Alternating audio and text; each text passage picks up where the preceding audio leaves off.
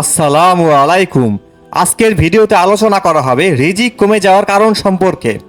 পবিত্র কোরআন ও হাদিস থেকে জানা যায় বেশ কিছু কাজে মানুষের রিজিক ক্ষতিগ্রস্ত হয়, অর্থাৎ রিজিকে বরকত কমে যায়। কাজগুলো হলো: ১. পাপ কাজে লিপ্ত হওয়া। যেসব কাজে মানুষের রিজিক ক্ষতিগ্রস্ত হয় তার মধ্যে অন্যতম হলো গুনাহ বা পাপাচারে লিপ্ত থাকা। সাবান রাদিয়াল্লাহু আনহু বিবরণে আছে যে রাসূল সাল্লাল্লাহু আলাইহি ওয়াসাল্লাম বলেছেন, সৎকর্ম মানুষের আয়ুষ্কাল বাড়াতে পারে এবং দোয়া মানুষের তকদির পরিবর্তন করতে পারে, আর মানুষ তার পাপ কাজের কারণে প্রাপ্য রিজিক থেকে বঞ্চিত হয়। ইবনে মাজাহ হাদিস নং 4022। ২. কৃতজ্ঞতা আদায় না করা। মানুষ যখন প্রাপ্ত নিয়ামতের শুকরিয়া আদায় করে না, তখন তার কাছ থেকে সে নিয়ামত ছিনিয়ে নেওয়া হয়, আর এতে ক্ষতিগ্রস্ত হয় মানব জীবন এবং কমে যায় রিজিক। আল্লাহ তাআলা পবিত্র কোরআনে ইরশাদ করেছেন, আর যদি অকৃতজ্ঞ হও তবে মনে রেখো আমার শাস্তি বড়ই কঠোর। সূরা ইব্রাহিম আয়াত ৭। ৩. মিথ্যা কসম খাওয়া ও ধোঁকা দেওয়া। মিথ্যা কসম খাওয়া ও মানুষকে ধোঁকা দিলে আয় উপার্জনে বরকত চলে যায়, আর বরকত চলে যাওয়া মানে রিজিক ক্ষতিগ্রস্ত হওয়া।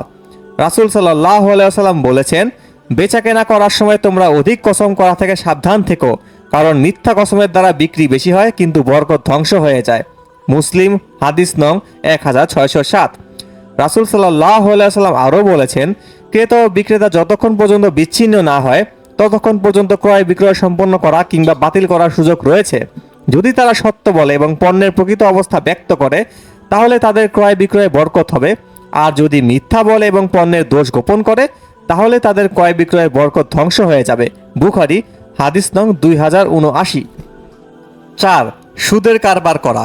সুদের মাধ্যমে ব্যবসা বৃদ্ধি হয়। আপাত দৃষ্টিতে এমনটা মনে হলেও সুদের কারবারের দ্বারা ব্যবসার বরকত নষ্ট হয়ে যায়।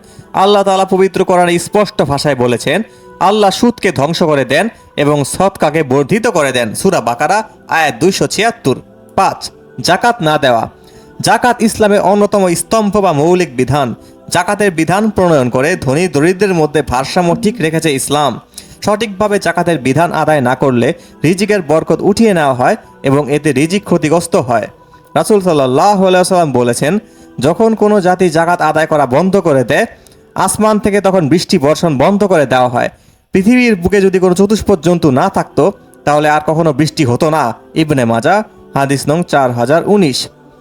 রিজিক বলতে শুধু খাবারকে বোঝানো হয় না, রিজিক বলতে সুস্থতা, টাকা পয়সা, মান সম্মান এবং অন্যান্য জিনিসকেও বোঝানো হয়, যেমন বাড়ি, গাড়ি, নেককার, স্ত্রী, এগুলো রিজিকের অংশ।